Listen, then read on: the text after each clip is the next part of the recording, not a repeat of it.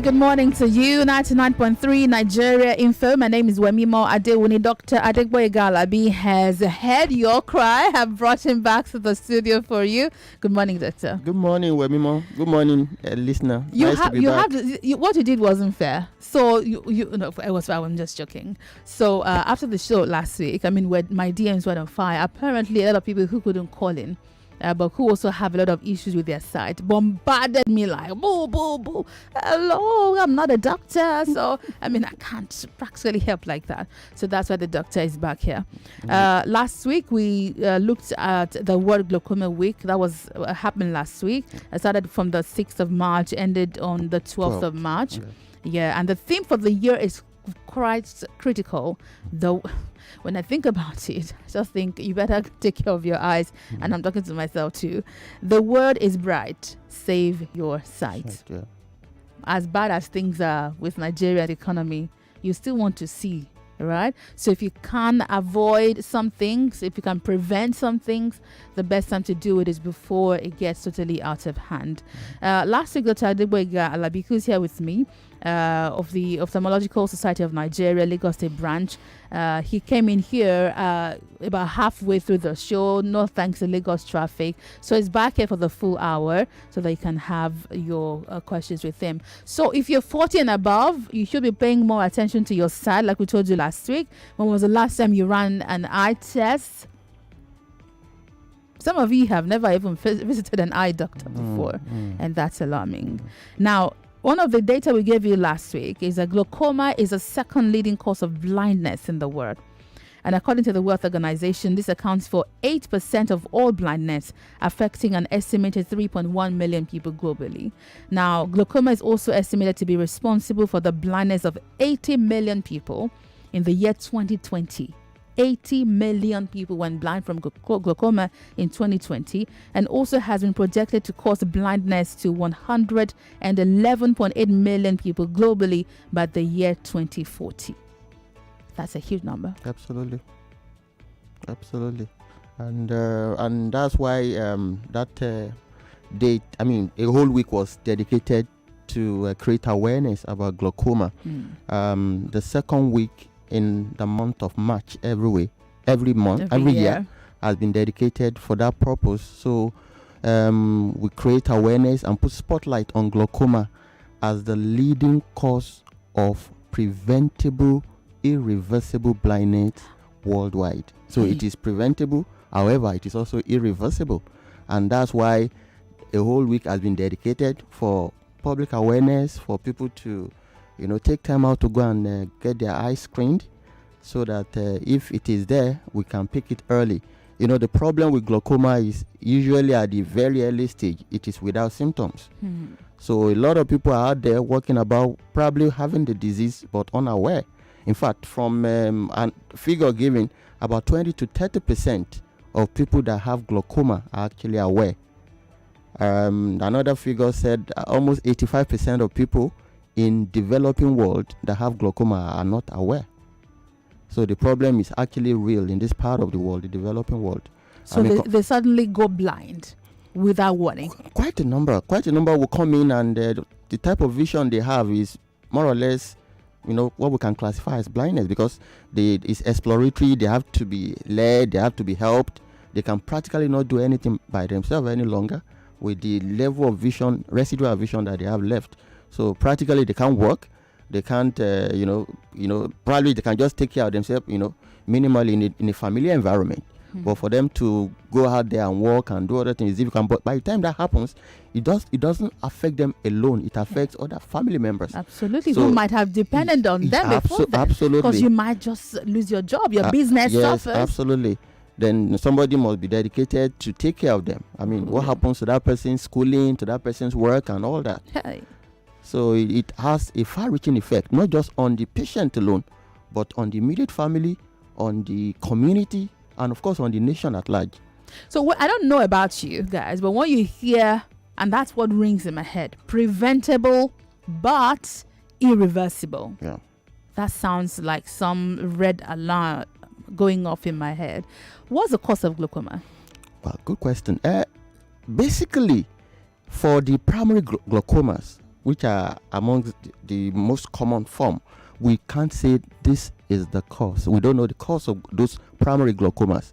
And basically, what we know about them, we know what are the predisposition, the risk factors, and we have one that we call primary open angle glaucoma that appears to be quite common in this environment. We know the risk factors for primary open angle glaucoma, and that includes age, somebody above the age of 40. So as you're celebrating and cutting the cake, I'm fortified. Pay attention. Yes, you are. One of the things you are at risk of developing is glaucoma. Then secondly, people of African descent. That's also a risk factor. Then thirdly, if you have a family history of glaucoma, either first degree relative or even extended family history. For first degree relative, your risk of developing glaucoma is almost like times 10. If you have a first degree relative, either a child, a parent, or a sibling, you're almost, times 10 your risk of developing glaucoma. Then, of course, extended family members too that have glaucoma also increase your risk. Then, aside from family history, if you are short-sighted, people that have myopia, they are also at higher risk of developing primary open angle glaucoma. Then, people whose intraocular pressure is elevated, and you can only know if your intraocular pressure is elevated when you have it evaluated or assessed or checked or measured. So those are the risk factors. There are other risk factors, thin corneas, diabetes, but those ones I mentioned earlier, the first 5 I mentioned, i.e. age above the age of 40, race, African descent, family history, raised intraocular pressure, and if you are short-sighted, those 5 conditions confer very high risk on somebody, the likelihood of someone developing glaucoma. Let me ask you a tough question. Is there herbal cure for glaucoma? I mean, have you heard, maybe, or certainly that will not be offered in the hospital, but have you heard testimonies? This is Nigeria. I mean, Lagos, we have a lot of stuff in bottles. In fact, surprisingly, a patient was in my office yesterday. He had a cure? No, in the sense that he was asking me exactly the same question. So he mentioned quite a number of things. Ojomimo, Foju, all sorts of names. Ojomimo? I mean, Fojumo, clean the eye, something like that. Something that'll clean your eye. They have various form of falling names for those medications. I was asking me, doctor, what do you think about those traditional medications? Can they work for my glaucoma? Unfortunately, this patient has advanced glaucoma, and it's been swimming for a while. But one way or the other, patient, naturally, you can't blame them. Yeah, get tired. Yeah, tired, and not only that, they want solution to the problem. A permanent solution. Yes, absolutely. I mean, unfortunately, this man, the vision has really gone down. I mean, severe visual impairment because of glaucoma. So, Baba is really worried. So, a lot of suggestions here and there, and somebody brought those items to him. Hey. So, he now came in yesterday to ask me. Did you bring them? He didn't. And I've seen quite a number of patients that, ask similar questions. But, like, for me, I'm an orthodox practitioner, so I can't say a yes or a no to that, But what I know about glaucoma are the conventional medications available. So we have those conventional eye drops that we can use. Sometimes we can offer surgical treatment as well. Not cure. I won't use the word cure. We can't even use cure for glaucoma. All we are doing in the management of patients with glaucoma, we want to reduce their intraocular pressure and then halt the progression of the disease at whatever stage they are presenting to us. So basically those are the things we will give them. Eye drops, we can give tablets sometimes. Like I said, we can offer surgery sometimes. But like I said, I cannot say categorically those things don't exist because I don't know about them. And so it will be wrong on my part to condemn them. But at the same time, the challenge of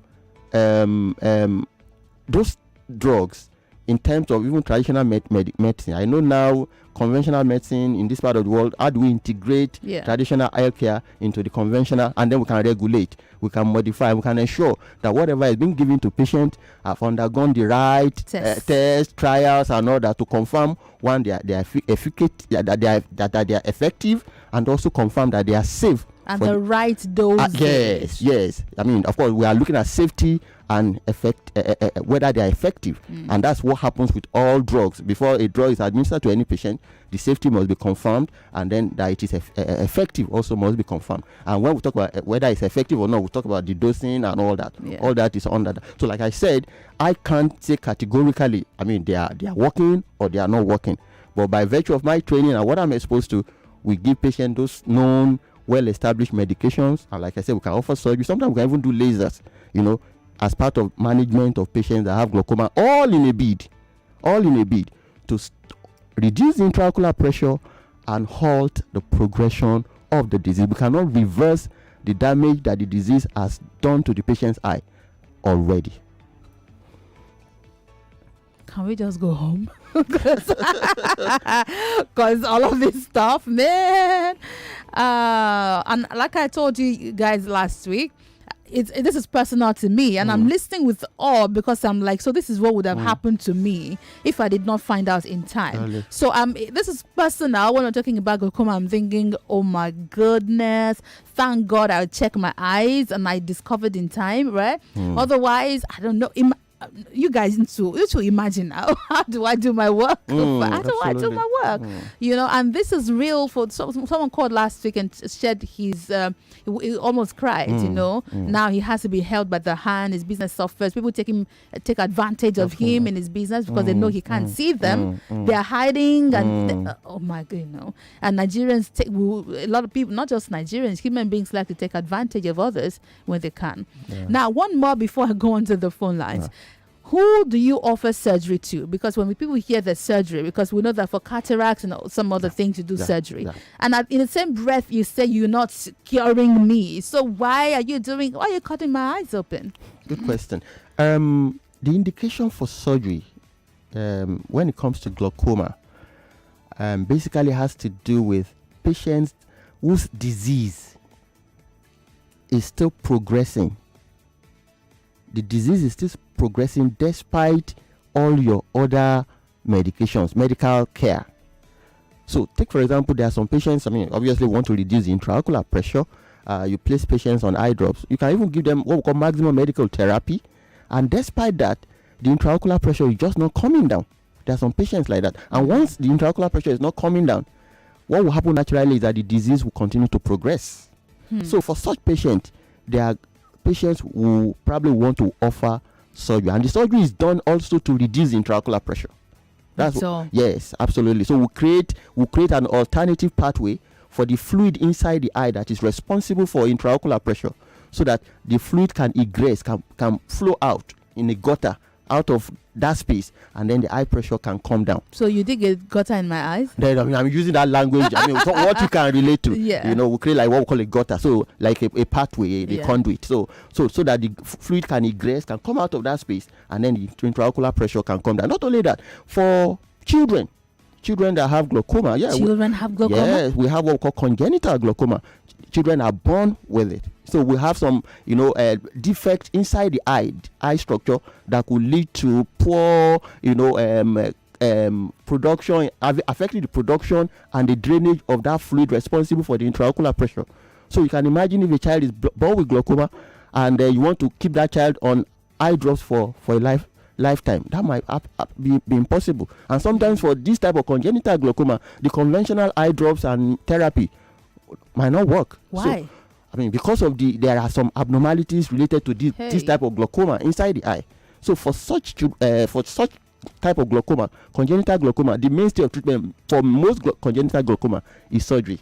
So how do you? I'm just thinking, a parent who just had a baby, you're not checking the eye for glaucoma. Usually they check for jaundice. That's the only thing I know they check in the baby's eyes at the hospital. So how do you know if a child has glaucoma? Well, surprisingly, for children that are born with glaucoma, they have some features that are different from natural eyes. That probably, the patient, sometimes the eye will be bigger than usual. Sometimes that part of the eye, the cornea, that is usually transparent and appear black because of the structure behind it, the iris, that part will become opaque, will become white.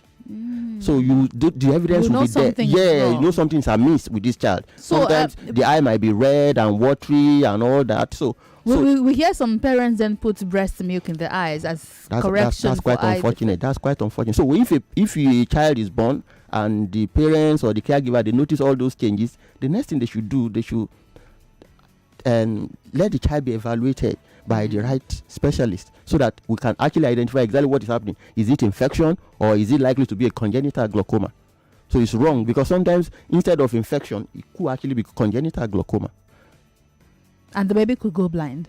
Yes, absolutely. If nothing is done. If intervention is not undertaken as soon as possible, unfortunately that could happen. Let me drink some water. I'll just go to the phone lines. 0700 993 993 993. If you've never taken this seriously, I hope that 2 weeks back to back of conversation on glaucoma is enough awareness for you to go to the hospital and stop debating whether you should go or not, and stop doing self-evaluation. Don't forget, it's preventable but non-reversible. Yeah, what is preventable is the blindness. We can prevent blindness from glaucoma. We may not be able to prevent the disease ab initio from developing, but if we pick it early and manage properly, then we can save the patient's sight. All right, I'm on the phones now. 0700 993 993. Oh God, look at the lines. Good morning. Hello, good morning, Wemimo. Good morning. This is Ijoma. Thanks for calling. Yeah, thank you so much for creating this awareness, because like personally my mom has been battling with this glaucoma for over 10 years now. It's like the doctor said, it is preventable but irreversible.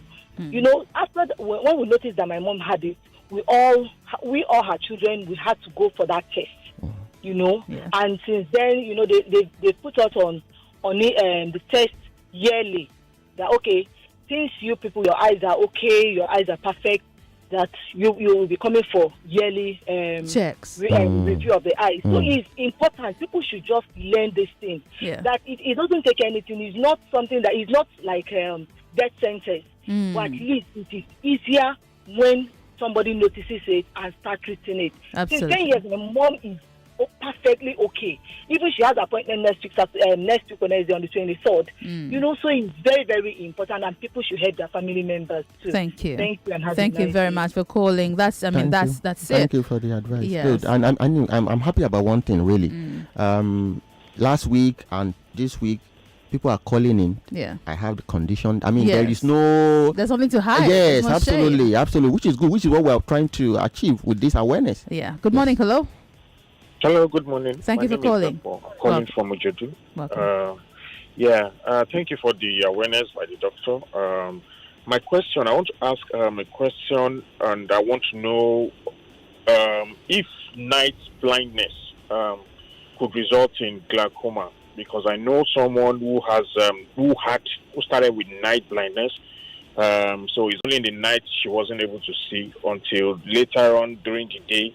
The person doesn't even see except it's outside where it's very bright, or it has enough sunlight and all. That's my question. Thank you very much. Thank you for the question. Night blindness, technically we refer to that as nyctalopia.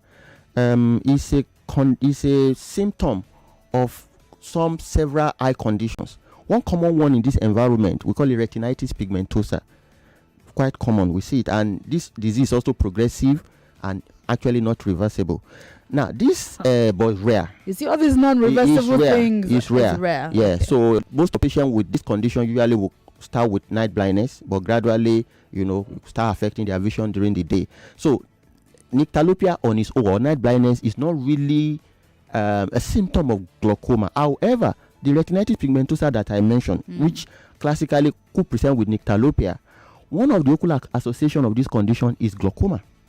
So when a patient develops retinitis pigmentosa, they also have a high chance of developing primary open angle glaucoma. So they should be checking for glaucoma. So if a patient has nyctalopia as a result of retinitis pigmentosa, we also want to evaluate. Use our language. You mean if a patient has night blindness? Yes, night blindness. We usually also want to evaluate them on a regular basis to see if they could develop glaucoma during the course of their disease. Right. Yeah. But is this night blindness, is it manageable? It's a symptom. It's a symptom, difficulty in seeing at night, you know. So obviously, like I said, depending on the cause, one of the common causes, the one I mentioned, and like I said, this condition on its own, we don't have any definitive treatment for it. Yeah, we don't. However, like I said, it's rare, and sometimes too, the disease progression may actually stop at very early stage, and that will be it for some patient. While for some patient, unfortunately, it could progress to poor vision up to, you know, blindness. And there's nothing that can be done about it? No, we don't really have any treatment for it, you know, that condition. There's no. Hello. Sorry about that. I wish I had a magic wand. You know, I was just say, "Oh, yeah, fix it." Good morning. Hello. Hello. Good morning. Good morning. Welcome. What's your name? Yes. 2010. I was sick somehow. Then I spent almost a year in the hospital. Yeah. But before that sickness, I had a very sharp eyes and everything. But when I came back, 2011 up till now, if I see, it looks as if I'm seeing with one side of the eyes. Yeah. I try using glasses, but if I use it for a week, it will correct me. If I don't use for a week, it will come back again. But within a week, since 2 weeks you've started this program, I notice that if I don't close one eye, I will not be able to read or even see something. Please, I want to know, hope this is not symptom of this glaucoma we are discussing. Please, I want to know. All right. We'll give you a response to that. As fire, my name is Wemimo Adewuni. Stay here. Don't go away. Infomercial.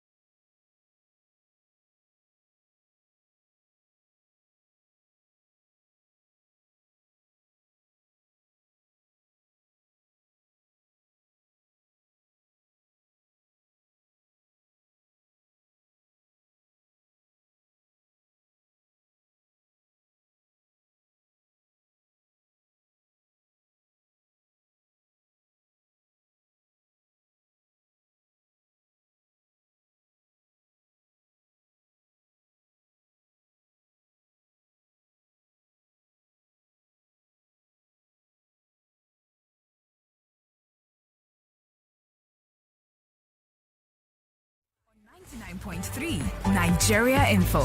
Welcome back to the show. This is 99.3 Nigeria Info. We're still having a lot of awareness around glaucoma. With these few points of mine, I hope that I'm able to wake you up to go have your eyes checked. Not just for glaucoma, because some other things might be hiding there. Absolutely. But if you don't check, you would never know. Dr. Adegboyega Alabi has obliged me 2 weeks in a row. Thank you very much for being here. So I'll take a few of your comments from social media. Let's go to Facebook now. Abayomi Black Caesar Dawodu says, what's the cause of eye floater? And is there a cure for it? What's eye floater? Yes. You would know, right? Yes, absolutely. We have this symptom we call floaters, whereby the patient will see tiny objects in their field of vision, floating in their field of vision. You know, either the object could be like a dot, could be like a worm, could be circular, could be in various shapes. So we call them floaters.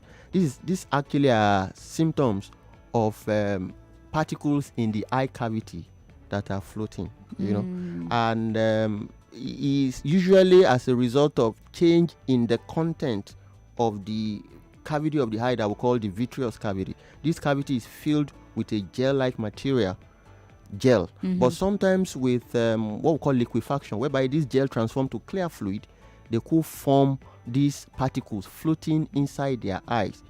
So, and because of the constituent, the makeup of that material, and this particular floating materials will cast shadow on their retina, and they will see it. They will see it in their field of vision. As if there's something in front of them. Yeah, so sometimes they will see them trying to get Catch it off it. and all that. But it's actually inside the cavity of the eye. That's the most common cause of floater, what I just explained now. We could have other possibilities. So, really, floater on its own, like I said, usually like it's a degenerative condition of the vitreous gel. It could be associated with aging. Elderly people with aging, one can develop that, what we call liquefaction. Okay. You know, and could develop those floaters, and then one can see it. Sometimes people that are short-sighted, because they also experience some level of degeneration inside their eyes, they will also experience that liquefaction and see the floaters. What I will say, on its own, most times, floaters, it could be disturbing, it could be irritating, and could constitute a nuisance. But on its own, it's not really threatening. It doesn't threaten one sight. But does it resolve itself? Most often no, but with time most people will get accustomed to it, you know. But what we always advise people that have these symptoms, you should be properly checked, so that if there are other associated sight-threatening changes, we can identify and manage and prevent you from losing your sight, because that will happen. Apart from floaters that occur because of the degeneration, other things could happen. There could be separation of the gel from where it is attached. Sometimes when it is separated, it could pull on the retina and lead to a break or a tear or a hole, and that could be a precursor for developing what we call retinal detachment. So it's important, if you are seeing floaters, please be properly evaluated, so that we can see if you have any of these other associated things that could affect your vision later. But like I said, for most people, when we evaluate them, we really see nothing, and we just encourage them, reassure them, and with time they get used to it. But please, if you have not been checked, be properly checked. I mean, for anything going on with your eyes, the first thing you should do is to have it checked. Yes. Just to be sure and rule out every possibility. Absolutely. Daud Balogun here on Facebook says, please, I can see from far, but I can't read. You mean you can read or you can't read anything close to me? When I went to General Hospital, I was given glasses and eye drop. It says the name here. After I explained to the doctor that my father went blind because of glaucoma before he died. Please, is this one of the signs? So what were you told at the General Hospital? Were you checked for glaucoma? I mean, but what he described is classically a symptom of refractive error.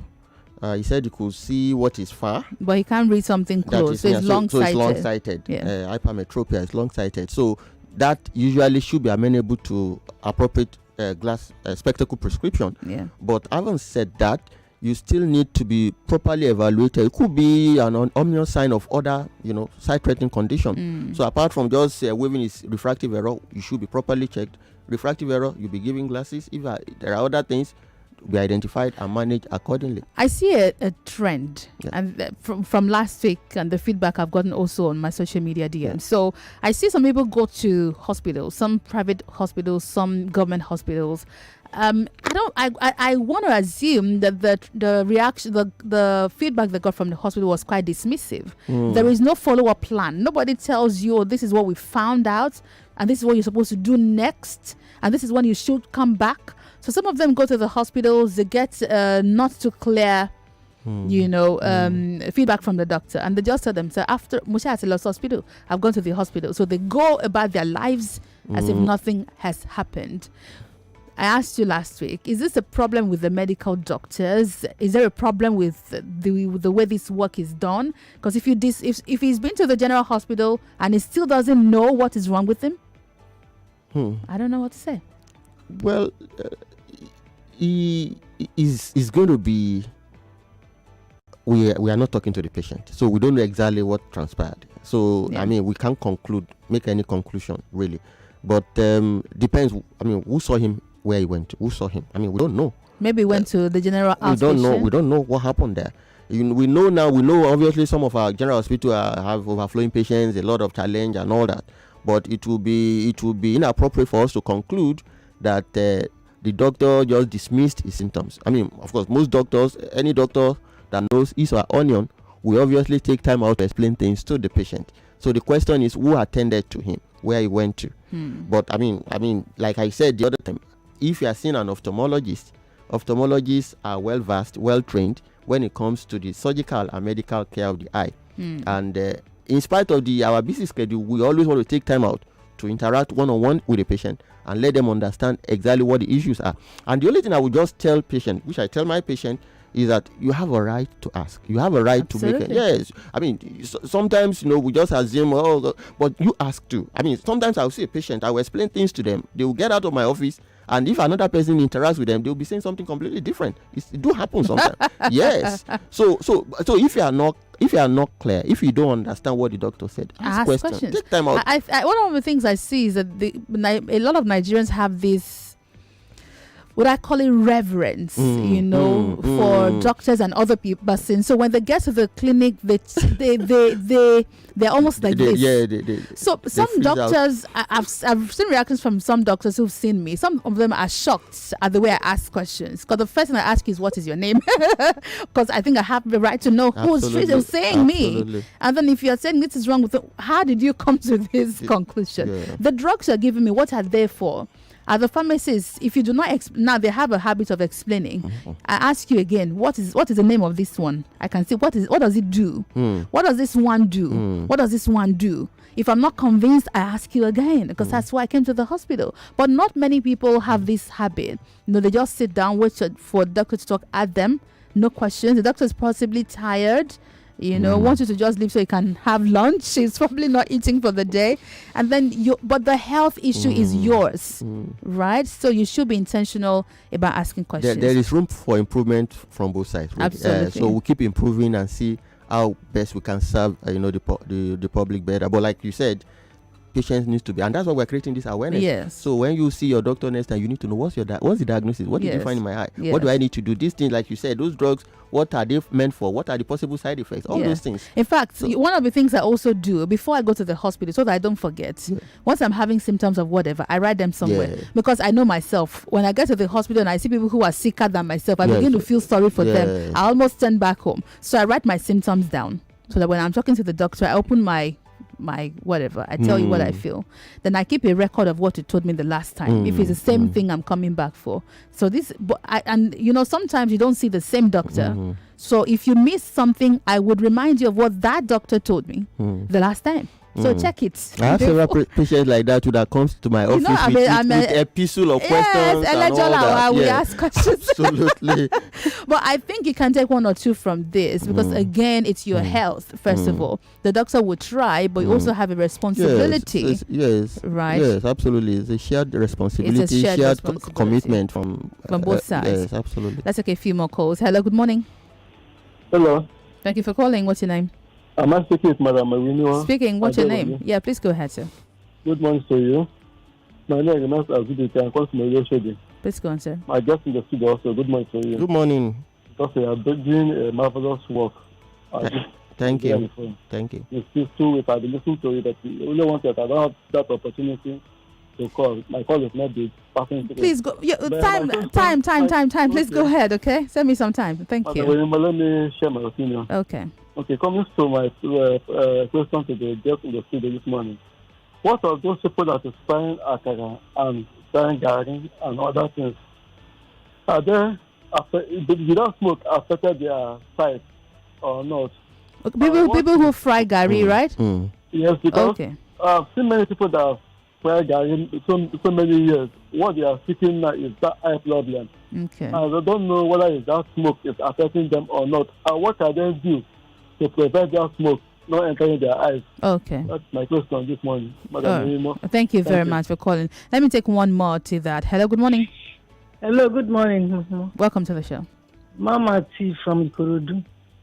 I'm a glaucoma patient for 25 years. Hey. So Sorry, I'm smiling, but I'm not happy that you have glaucoma, but I'm happy I'm just telling you because my mother has it.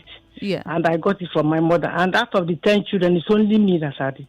Ooh. And I went for surgery in Kano. After the surgery, they gave me 6 years that I will do cataract. My cataract is not matured. I came back here in Lagos and do another surgery for cataract. So it's not an easy thing. Eye is a very expensive, and I don't know, you have to take care of it. But I'm managing it for 25 years, and I'm now 74. So I'm thanking God. I'm happy. And your sight, you can still see very well, yes? Yes, but I use drugs. I use this Ocuvite. Eye drugs. I use eye drop. No, Ocuvite is capsules. Okay. eye supplement. Okay. Eye supplement, or they call it. Yeah. And then eye drop. So many. I spend money, almost 20 to 25,000 every month for my eye. But at least I can see. Nobody holds me. I can see. But the only thing is 6 o'clock. I will not go to anywhere.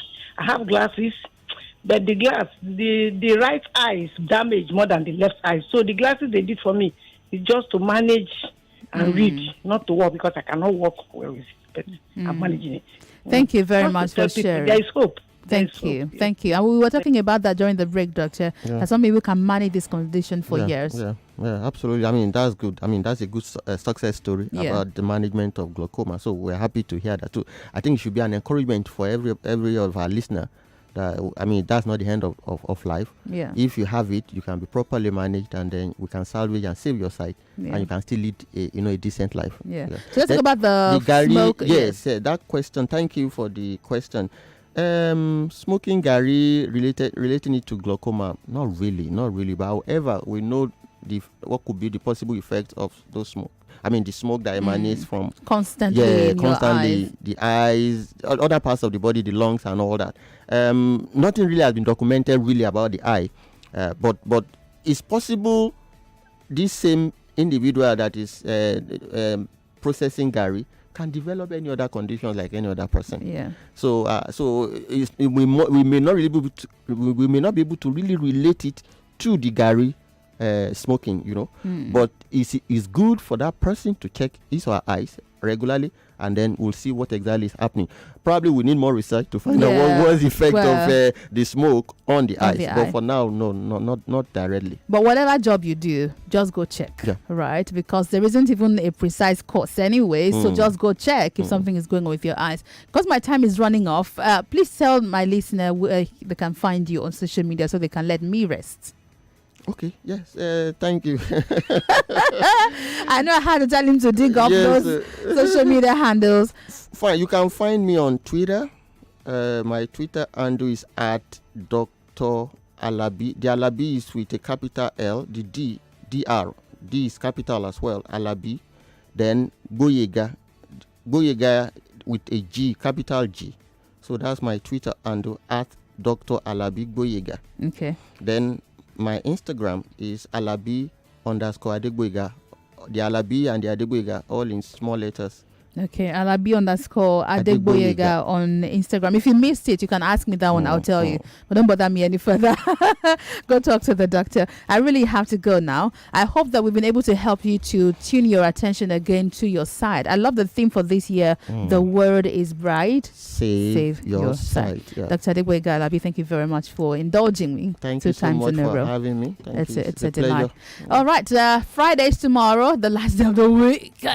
Okay, so I'll be here tomorrow by 5 a.m. Let's have a blast again. When I leave you after the news, immediately we'll be here. And after that, the techers. We've got Sunnyside at 12. We've got Hard Facts at 3. We've got sports in the evening. We have talk all through the night. This is Nigeria Info. My name is Wemimo Adewuni. Have a good morning.